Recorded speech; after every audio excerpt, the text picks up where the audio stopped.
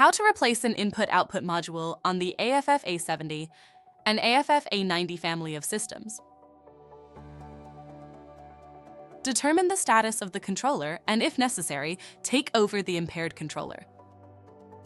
If auto support is enabled, suppress automatic case creation by invoking the following auto support message.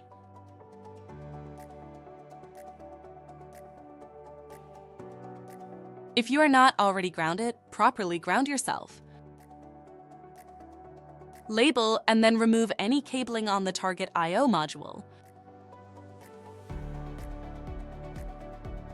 Remove the target I/O module by depressing the cam latch button and rotate the cam latch away from the module.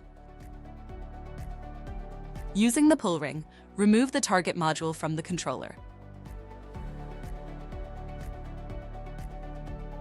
Align and insert the replacement module, gently sliding the module all the way into the controller module. Rotate the cam latch all the way up to lock the module in place. Recable the I/O module. Repeat the remove and install steps to replace additional modules if necessary.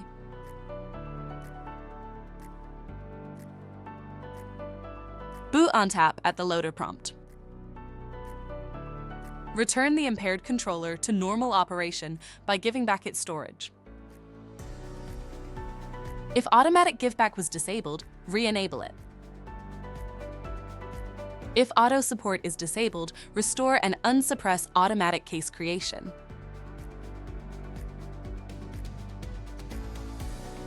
The final step in the replacement process is to return the failed part back to NetApp by following the RMA instructions shipped with the kit. Thanks for watching. See you in the next video.